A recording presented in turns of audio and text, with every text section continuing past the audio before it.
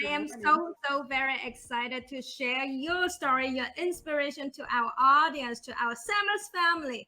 So I will introduce you briefly in short, and then we enter into your story, your inspiration very quickly. So, everyone, thank you for watching Wednesday Motivation Session. And today we have Joanna with us. Hi, She guys. Hi, Joanne. Joanne is the owner of Couture Kids in Switzerland, and herself is a fitness instructor. And she also is an amazing mom. She is a fashion designer, like me as well. And so we have got so much thing to share in here as a mom, as a designer, as a visionary.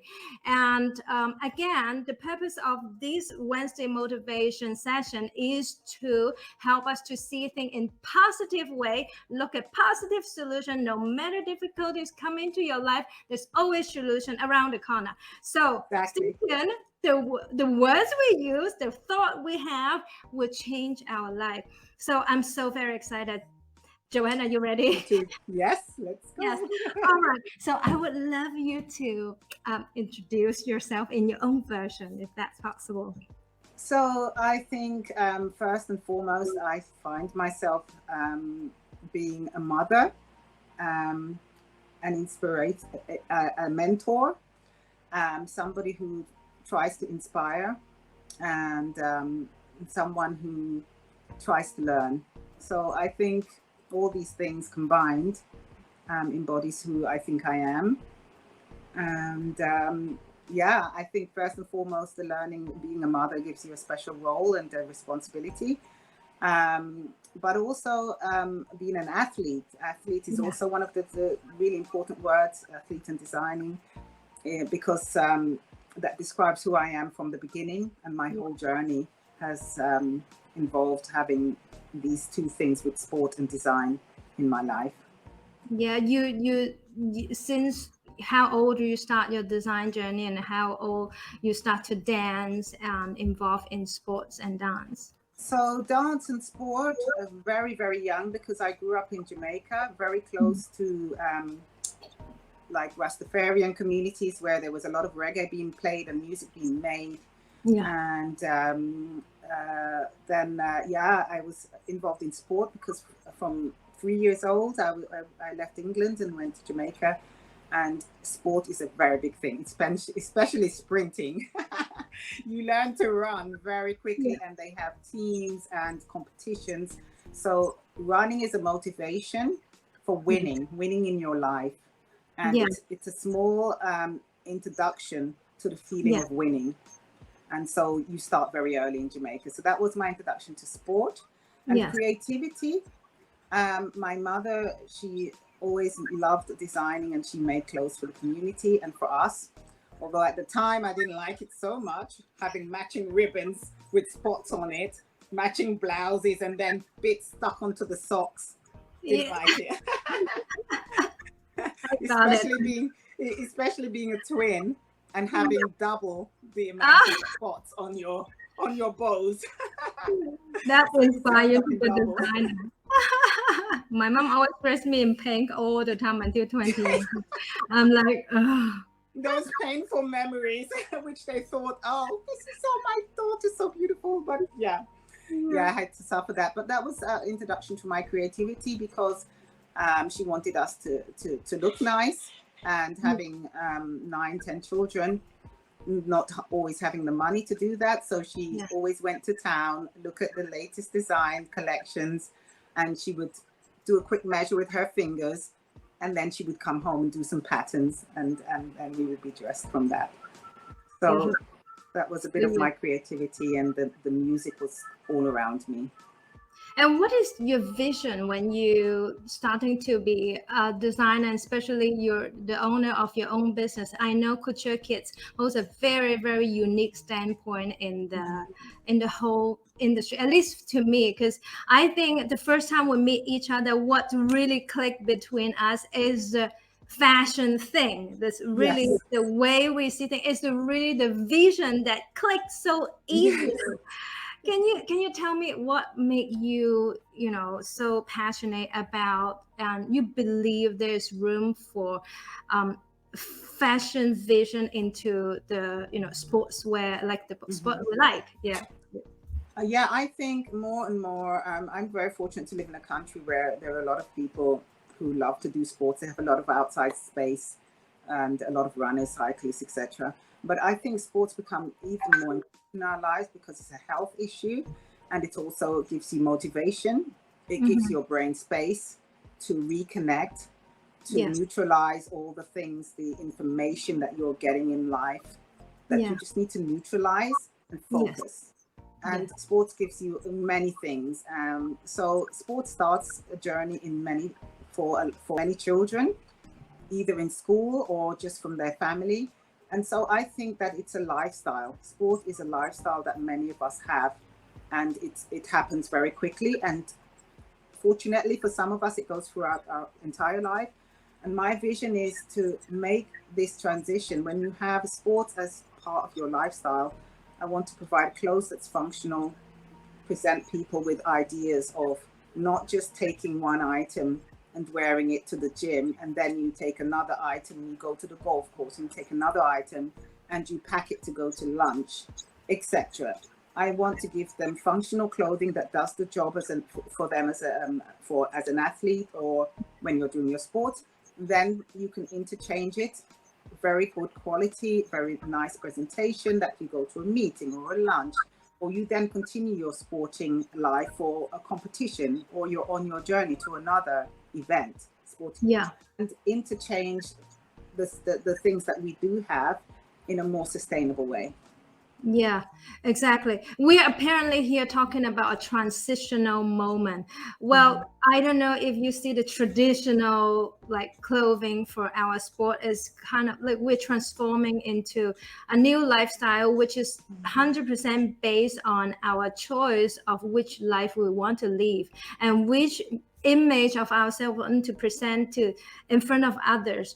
And Mhm. would you talk a little bit about how traditional clothing for, let's say, figure skating or in our sports industry, how this traditional kind of clothing look like? Yes, I think especially in the country where I'm currently living, I've seen that sport was seen as a necessity for a Mm, certain time, especially when you're in school, and it was not given as much importance. It's just something that was in the curriculum, injected in the curriculum, and you do it for a while. And the clothing was not, they didn't give it the importance of being quality clothing. It just needed to go over or have a sporty look. And that mhm. sporty look was defined by the biggest brands. And because Yeah, they're brand orientated, many people wore, maybe the Nike, the this, the that. There was few brands which were the key brands associated with sport. And those people having no other kind of technical knowledge would go straight away to those things. Now people are trying to inform themselves a bit more, especially in ice skating, about the functional clothing, the breathability, the wearability, how these things are going to survive over many trainings, washing, traveling, etc. And they're trying to organize their wardrobe, their sporting wardrobe, in a more sustainable way.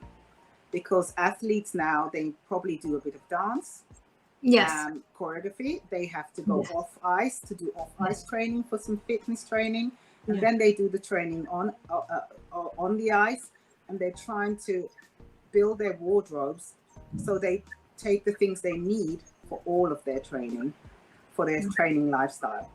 And yeah. so I've seen the change happening slowly in Yeah, me sports and too. so on. I totally see this too. That's why I'm really so fun with you, because well, Mhm. really, we as a visionary, Yeah. I think we hold the responsibility, kind of like we don't say we educate you or we train you, but the thing is, we want to send a message out there that you Yes. have choice in your life. You Exactly. even have choice in your wardrobe. You have choice how to present yourself. You can Yes. have choice between function and fashionality. Yes. it's no longer the function and fashion or you know, Separately. there, Yes. yeah, there is a choice out There's a there. choice, yes. As if just like the way I introduce you, I want, and you also choose the way you introduce yourself. This is honestly, it's a freedom that Yeah. visionary try to bring into our friends, a connection, and really, it's a And our freedom. community. Yes, Yeah, in and our I think the community. community for us is really important about the community, because Yeah. I feel that I've had a lot of life experience. I've worked in fashion, in couture. I've been an athlete sprinting in my life, and Yeah. looking at different cultures, traveling. I try Mm. to share my life experiences, and what I find is there is a fundamental base about athletes or people who have a sporty lifestyle. There is a discipline about them. They need things to be functional, and they have usually a positive mindset to get themselves back on track, especially when they have failures in a certain part of their training or their competition routine. There has to be a mechanism for focus, discipline, and getting up and starting again. And with all of that, that they usually have to adapt for their motivation to continue for the next day and the next day. There needs some expertise to guide them a little bit, to make Yes. the process very easy, to gather the clothes they need, and to look good, and to feel that they are in charge of their choices also, Exactly. and good, making good choices in that area. Exactly. Is it also you host the same vision with your daughter, make you a very successful mom today? Let me briefly tell you what happened. Joanne's daughter is a famous singer. So she sang so very well. She's 16 years old, same age as my daughter, but she sang on the stage, the voice, right? Yes. And I am so amazed. Honestly, see the power of freedom, the Thank power you. of mindset. I would like to know, learn from you. How did you make this happen? Since the beginning, or I don't know. I think the main thing I've said to people, I had a conversation similar with another mother yesterday, because she has two dancers and they break their knees, they have got feet injuries, etc. And she's not an artist, her husband's not an artist, and they don't understand it, but both their children love dancing. And so Okay. they make the operations, and she said, I have to support them. And I told her, it's not your life. This is a new being that you've created, and you have to see who they are. They have to find who they are, because when they find who they are and they're passionate about what they want to do, they will keep doing it and they will do it well. I said, because when I was young, I had such a big family, and everyone did, your parents, they send you to school, and they have big aspirations for their children to do well, make lots of money, and live well. And so everyone wanted to go into the office jobs. And then I came along and I wanted to sing and paint and dance and do all this kind of sports. And they said, oh, that's not a job. That's not a job. You're not going to live from that. And then I gained a place going on the England team for their sprinting, because I did very well with sprinting. And they said, no, you're not going into that career. You're not going abroad and traveling. You're not going to make money from that. So I said, oh, what do I do? And I said, I have to leave home. So I left home really early, because I think when you meet an artist, they're not the easiest people to understand, because they're Yes. trying to go through their journey to understand themselves. Yes. And in all of that, it seems chaotic. It seems unbelievable, but that's not your journey. You have to guide, protect, give foundation of safety, Yeah. and listen. That's a big point. Listen, because then if you listen to what they're saying, you can then guide them to the points which allow them to go on their journey. And I think that's what I've done with my children. As crazy as it always seemed, people said you can't make a living from singing. And my daughter said, from 6 years old, she said, I think I have a purpose with my voice, and I don't know what it is yet, but please take me to the music school. And I took her to the music school. There was an opera singer. She gave her the little mic, but she was really shy. and she didn't want to do it. And so she said, the lady said, you sing. And I sang, but she just didn't want to sing. Later on, she went back to this music teacher, and she stayed there for about a couple of months. And then she said, Mommy, I'm not enjoying this as much because she's singing a lot and I'm not singing enough. And I said, but that's your learning. You have to learn. But she said, it's not the right thing. I need someone to tell me the mechanisms of my body and how it makes me sing better so that I can constantly improve the mechanisms when I hear it or feel it. Wow. And so I took her to a vocal coach with a technical body expertise. And she knows, she then started to tell her, explain her in technical terms when something went wrong, what to do or why it's going wrong. And then she said, well, because this is what I want to do. So she said, I was the mummy, you have mums like us that drive our children to all their sports, which you want to support. And at that time, I did my son, driving him to all football things, all these, he became really talented with football. And I was like exhausted. I said, okay, you're 10, 11 years old now. This is the point where you need to choose. Think about it. Take some time. You feel yourself and think about what will make you happy, what you can be passionate about, what can you work hard at all of your life and still get up and do it the next day. That's the sport that you can continue, and think about it. And she dropped theater because she had been doing theater at that time, and she chose singing, and my son chose football. And so, there it went. She worked at it because I told her, if you want to be successful at something, you have to work hard at it. So hours and hours of singing, and at home, working at those technical things which she was taught. And she loves learning. She listens to adults. She loves asking questions and learning. So if I would give any advice is see who your children are. Give them choices. Give them many things to choose from so it allows them to feel who they are and why it's not good for them and why it is better for them or what they feel passionate about. And after that, you have to listen. Even a 6-year-old that's saying, I know I have a special thing to do with my voice. I really respected her. And I said, okay, what do you want to do about it? And there starts the journey. Are you kind of like giving them a sense of freedom of choice about what they want? Why don't you try to, put them back into the normal track? You should follow the main study. Mm-hmm. You should, in the morning, wake up 7:30 and start to study, come back and finish your homework before you start to sing. And that kind of, what make you not doing that? I'm interested in that. I think most of the people, including my husband, would do the same. It's very hard. Because you want the best for them. Yeah, I want the best for them. So I think it's a natural. We have been indoctrinized or mentally trained in a certain systematic way. We've been trained like that. Our generations of family and traditions and culture and many things have trained us in a certain rhythm of how best to operate your life, what makes you healthy. So you pass that on.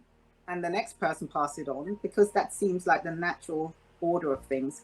But what I realized with myself when I left home when I was very young, I walked into the fashion school and I thought, I've arrived. I looked at all the wacky clothes and all the things, the creativity and the things going on.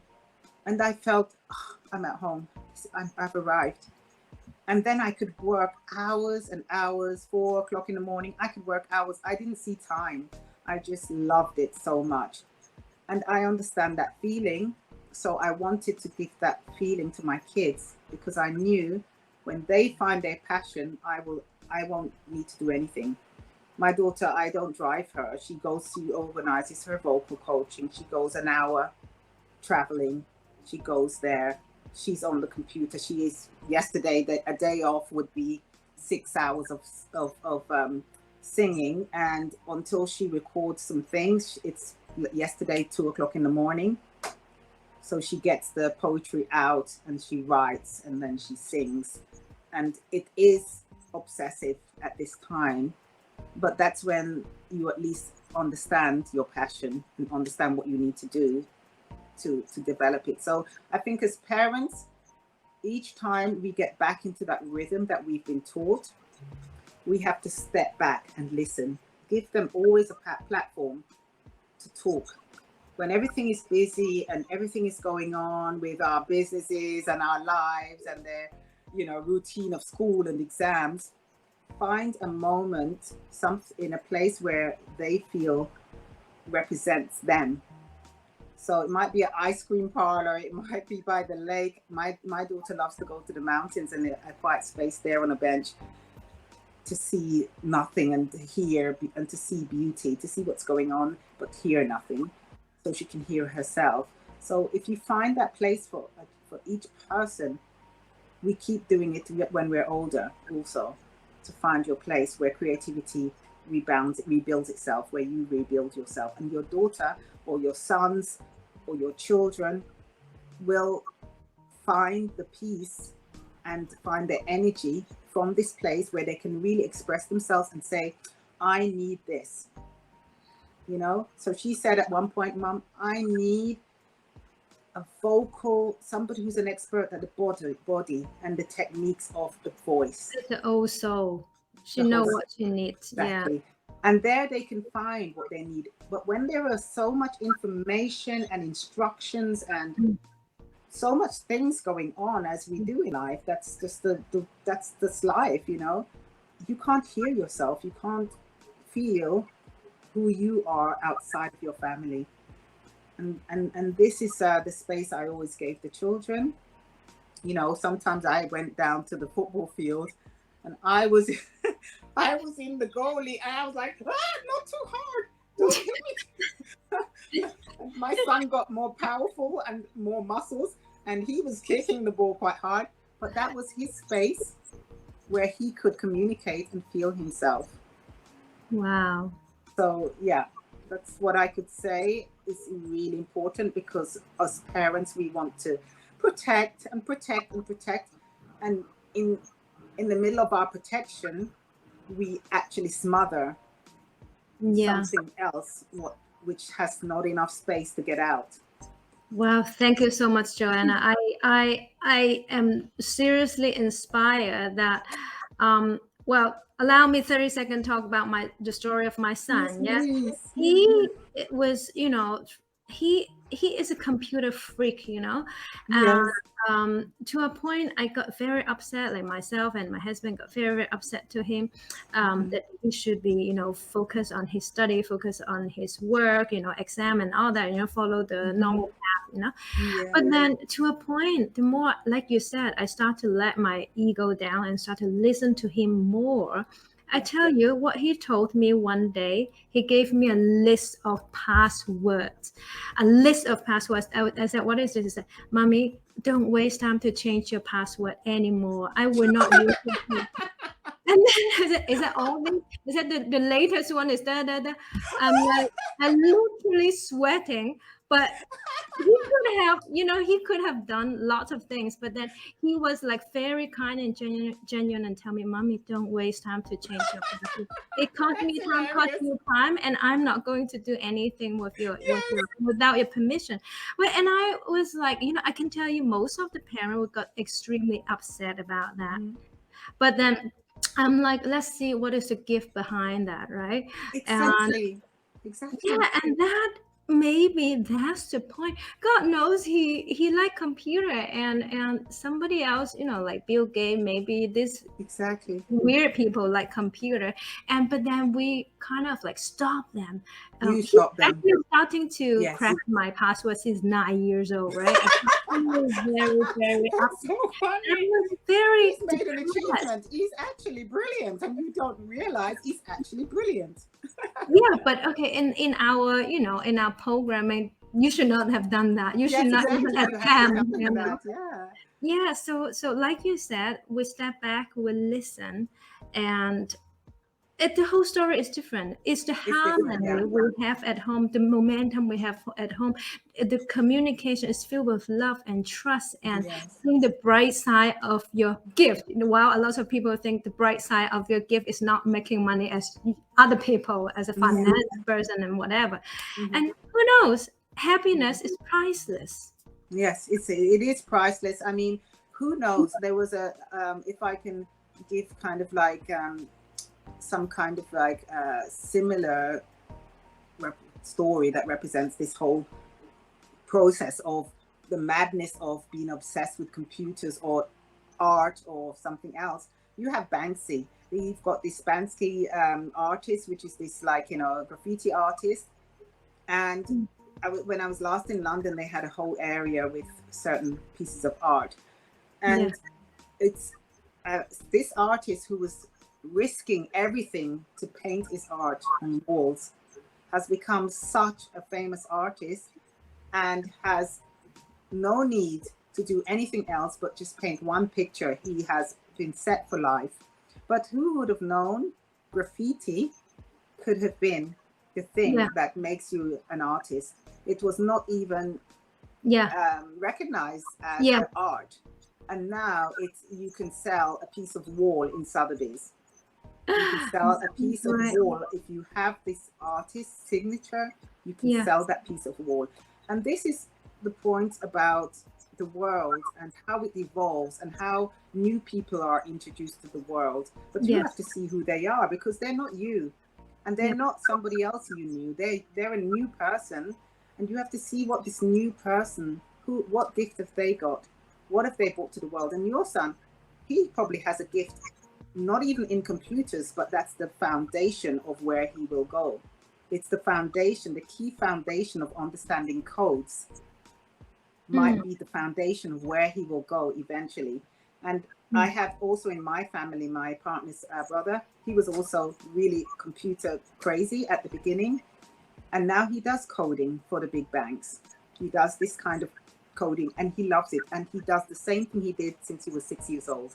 So we just have to allow each person to show their gifts, to discover their gifts. Because once they discover their gifts, they understand what they need to make this gift work, and understand what they can tell you to support them to make the gift work.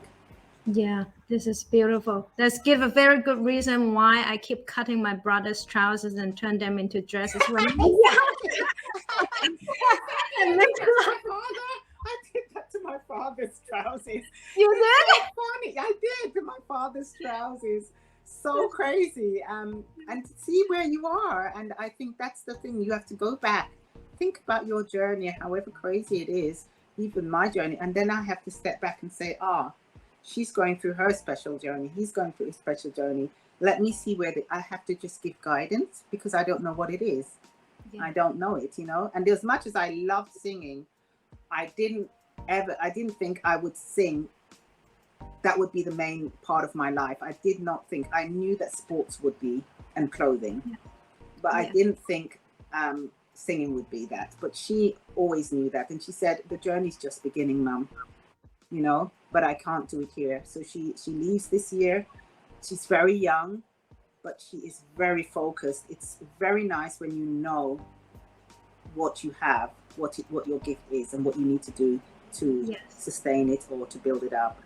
So let us all do that for all our children, our families, our mothers, our fathers, our husbands. Let's do that, because everybody needs that space, you know.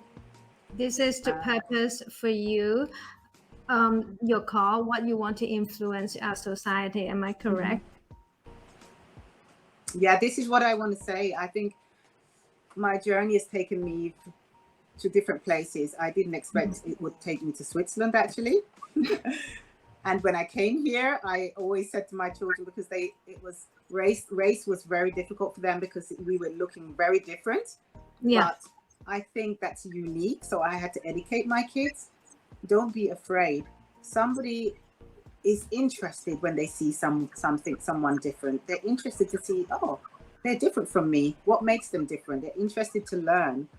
And in that learning, I said, be be accepting of your difference.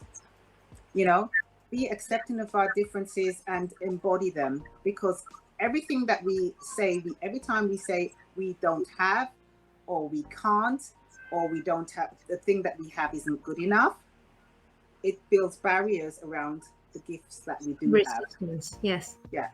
And so you have to think about what you do have. And if you don't remember what you do have, look at somebody else who has less than you. Just look at the most extreme cases of people that have less. Then you will come back and realize how much you have, you know. Beautiful, beautiful. Thank you so much, Joanne. It's really beautiful sharing. I am so thankful, really. And I love speaking with you too, Samantha. Yes, you are such a motivator. Thank you so much for having me.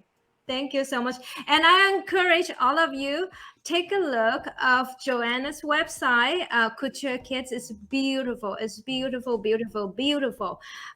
It's not only selling salmon stuff, of course, but the thing is the vision. It's a vision try to bring into our community, society. That is the most important. And I encourage you to follow her Instagram, and you have got a Facebook page, yeah? Last thing I want to ask you, Joanne, do you mind I share your daughter's video at the end of the video? No problem. Yes, no problem. Yes, no problem. That would be great. And I encourage all of you to be the successful parents is to raise a happy child, a happy family, and realize the importance of freedom. The freedom is not only about like running from left to right. It's our mind, it's our vision that set us free, and everybody can do that. And you have got a choice, just like you choose your jacket, functional or fashionable, or functional and fashionable.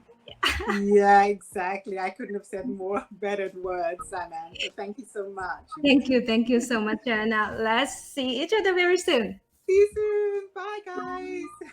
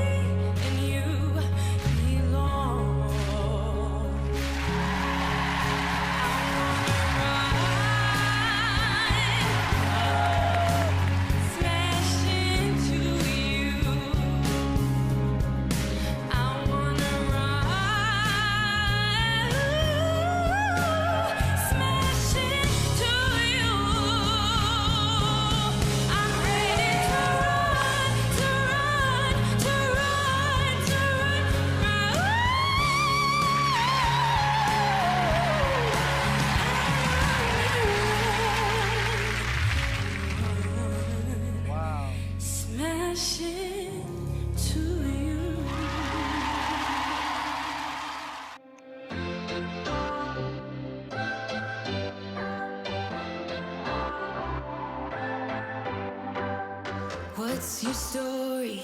What's your sign? It's like we're twin flames in a different life. Deep connection lights a spark. It's like you know me in the depths of my heart.